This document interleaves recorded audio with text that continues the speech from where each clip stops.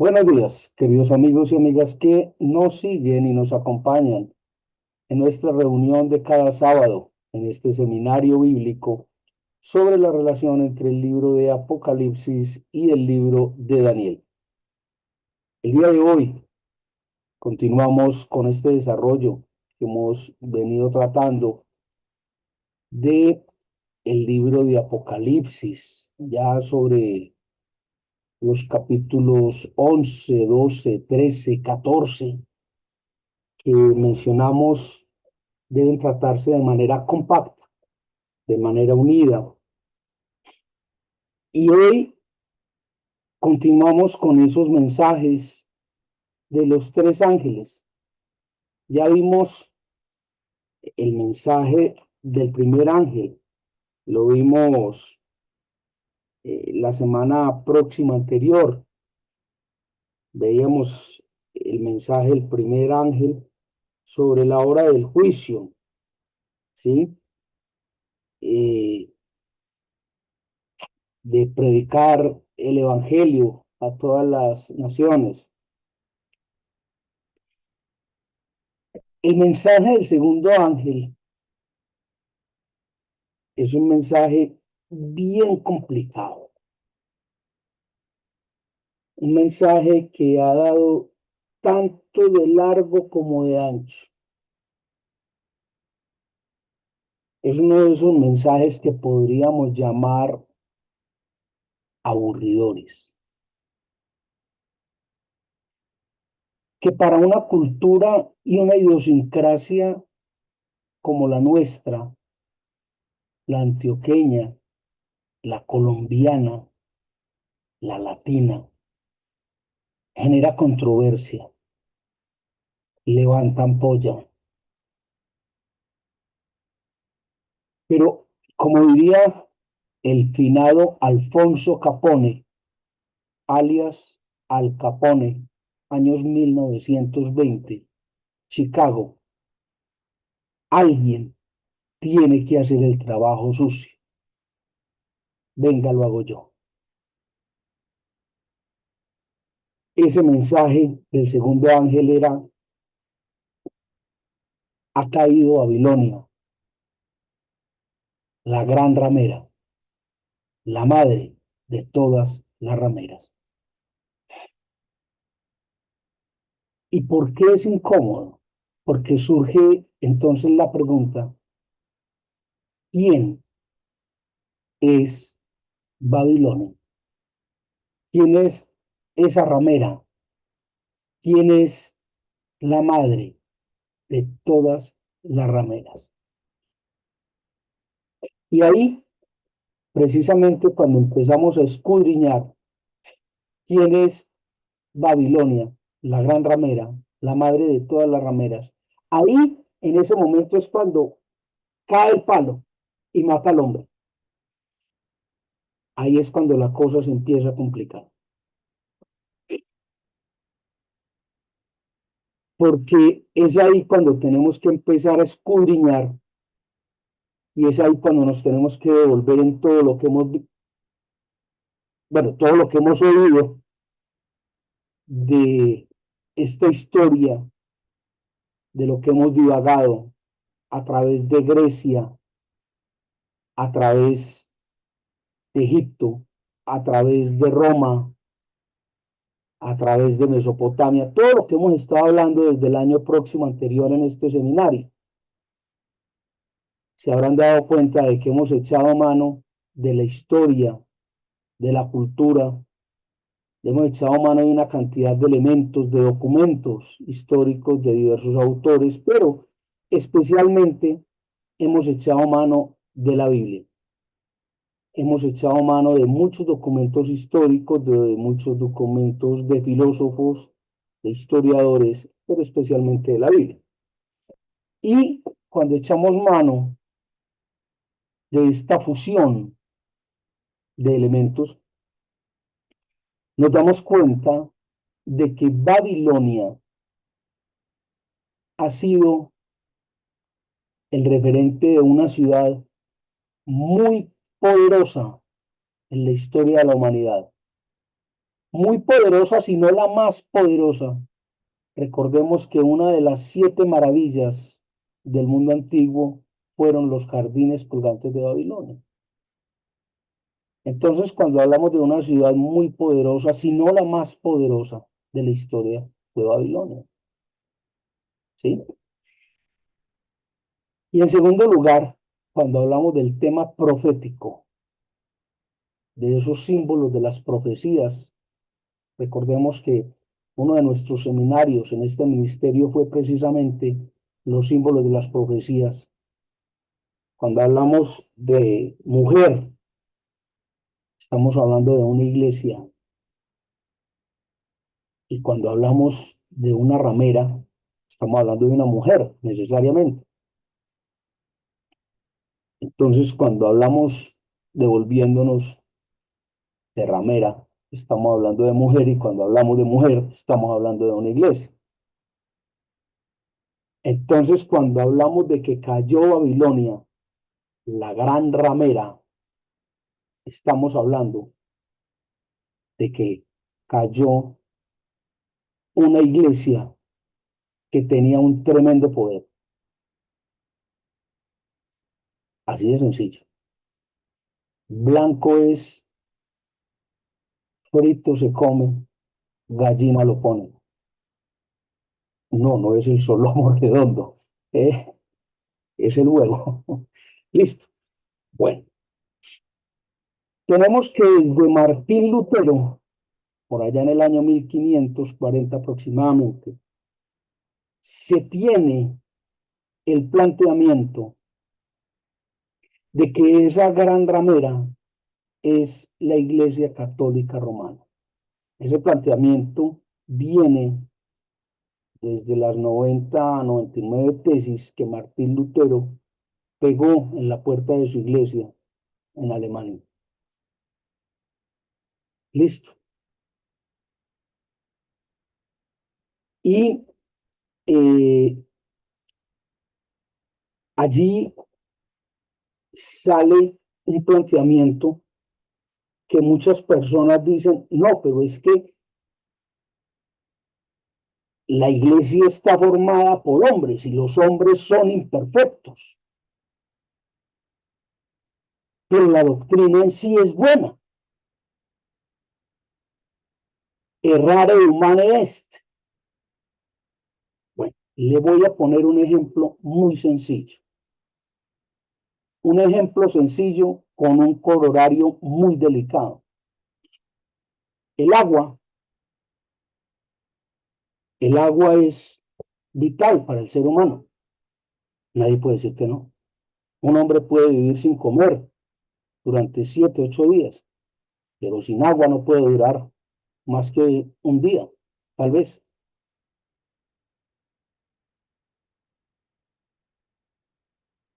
Si yo tengo un vaso lleno de agua y tenemos claro que el agua es vital para el ser humano, y a ese vaso con agua yo le echo una simple gota de cianuro, el 99.99% de esa agua sigue siendo agua. 0.01 es cianuro. ¿Yo me puedo tomar esa agua? No, ya es veneno. Si el 99.99 de una doctrina es buena, pero el 0.01 es veneno, esa doctrina ya no es buena, ya es veneno. Ahora bien, cuando yo hablo en nombre de Dios, cuando yo hablo como representante de Dios, cuando yo digo vicarius file Dei, sencillamente yo no me puedo equivocar. Estoy hablando del nombre de Dios Todopoderoso. Estoy poniendo la palabra de Dios en mi boca. Yo no me puedo equivocar cuando hablo en nombre de Él. Vicarius File Dei. ¿Me hago entender? Yo no puedo decir errare humane est. Yo no me puedo dar ese lujo.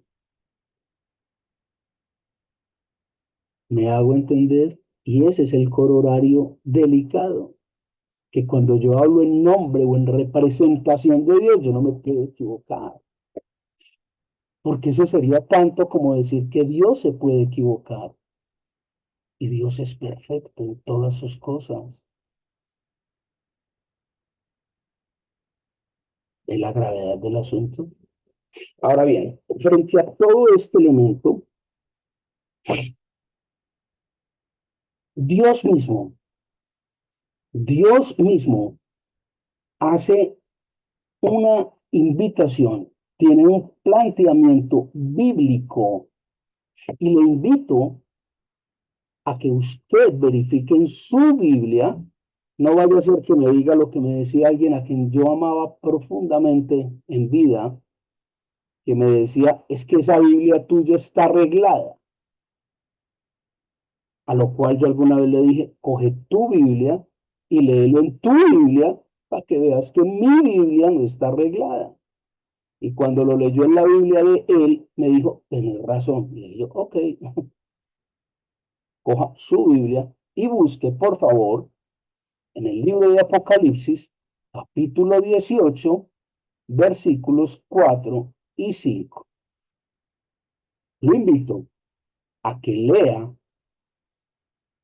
en Apocalipsis, capítulo 18, versículos 4 y 5, que dice, me permito leerle textualmente la cita bíblica. Oí otra voz procedente del cielo que decía, salid de ella, pueblo mío, para que no seáis partícipes de sus pecados, ni recibáis parte de sus plagas, porque sus pecados han sido apilados hasta el cielo, y Dios se ha acordado de sus maldades. Adivine de qué están hablando. Salid de ellas, salid de ella. Adivine de dónde. ¿De dónde tiene que salir? De esas iglesias, de esa iglesia. Adivine. Adivine de qué está hablando. Adivine para el contexto.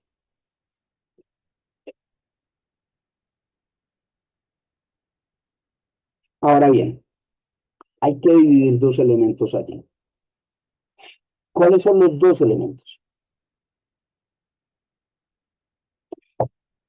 ¿A qué se refiere con la gran ramera? ¿Dónde empieza todo esto de la gran ramera? Este tema de la gran ramera empieza con la Iglesia Católica Romana. Hemos visto a lo largo de todo el seminario las atrocidades que ha generado la Iglesia Católica Romana a lo largo de la historia. Aquellos que les gusta la filosofía, aquellos que les gusta la historia, los invito a que se devuelvan hasta el año, no sé, 380 de la era cristiana, al horrible asesinato de los primeros cristianos y al homicidio de una de las figuras más importantes de la filosofía y de la cultura del mundo, Hipatia, por parte de los primeros cristianos. Por allá del año 380 al año 400 de la era cristiana. ¿Cómo los primeros cristianos asesinaron de una manera ruin y vulgar a Hipatia? Y de ahí para arriba. Cómo esos primeros cristianos empezaron a hacer daños. Sin mencionar y ahí hacia arriba el resto de las cosas. Cómo murieron los primeros santos, cómo matamos a Jesucristo, etcétera, etcétera, las cruzadas y cómo hasta hace poco, por mencionar los últimos homicidios, a Emanuel Orfandi, etcétera, etcétera, son negocios tras negocios. La gran ramera, la Iglesia Católica Romana. Y la segunda parte, ¿quiénes son las otras rameras? Recuerde lo que dice, ha caído Babilonia, la gran ramera, la madre de todas las rameras. ¿Quiénes son las otras rameras? La gran ramera, las otras rameras. ¿Quiénes son? La madre de todas. ¿Quiénes son las otras todas rameras? Ya establecimos quién es la gran ramera. ¿Quiénes son las otras? Todas las otras rameras. ¿Quiénes son? ¿Mm? Ah, caramba, se enredó el tema. No está tan enredado. ¿Cómo hacemos para encasillar? ¿Cómo hacemos para definir, para poner un límite de quiénes son? ¿Mm? ¿Serán los cristianos? ¿Serán los testigos de Jehová? ¿Serán los adventistas? ¿Serán los de, no sé, los del séptimo día? ¿Serán los de Saint Paul? ¿Serán los de los últimos días? ¿Quiénes serán? Ay, son tantos. ¿Serán los Ramayama? ¿Quiénes serán? No, eso no son tampoco. Ay, qué cosa. ¿Quiénes son?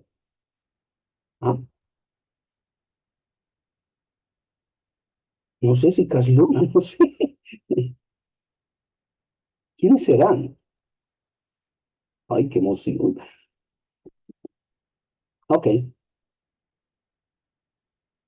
Hay quienes dentro de nuestro leal saber y entender hemos llegado a la conclusión de que esas otras rameras de las que hay que salir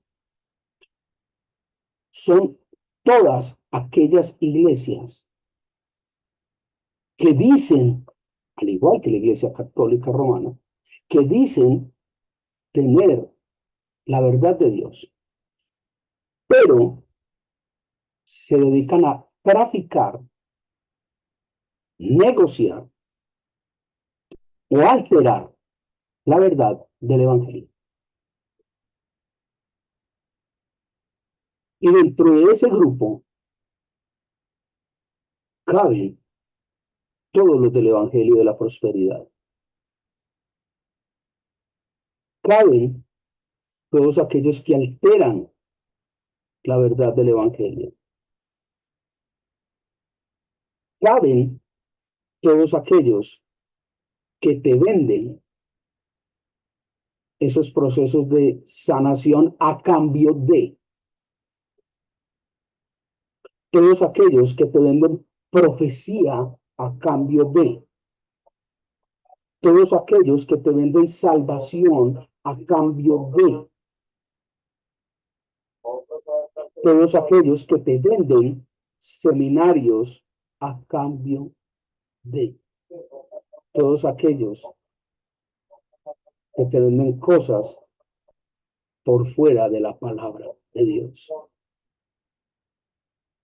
Todo aquello que se sale de la palabra de Dios. ¿Comprende? Todos aquellos que te venden un concepto fundamentado en otra cosa distinta de conocer el carácter, la personalidad de Dios. Aquí lo hemos dicho cientos de veces. Conozca a Dios. Ore a Dios. ¿Quién es Dios? conozca los atributos de Dios. Deje de estar haciendo tonterías por fuera de Dios. Deje de estar buscando cosas por fuera de Dios.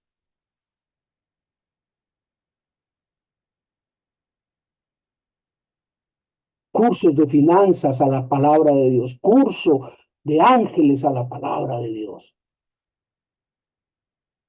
Curso de yo no sé qué a la palabra de Dios. Curso de relaciones a la palabra. Curso de... Y inventan una cantidad de estupideces.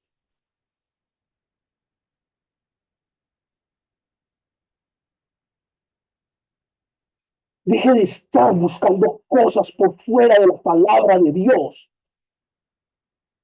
Busque a Dios. Conozca los atributos de Dios.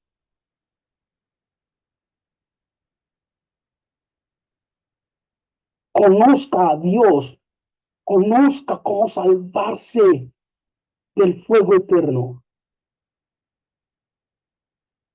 Conozca la ley de Dios. Conozca la palabra de Dios. Concéntrese en buscar a Dios. Salga de esas iglesias que quieren negociar con usted, que buscan crecer, como crecer para sus negocios, que dicen traigan gente a los pies de Cristo a costa de sus finanzas.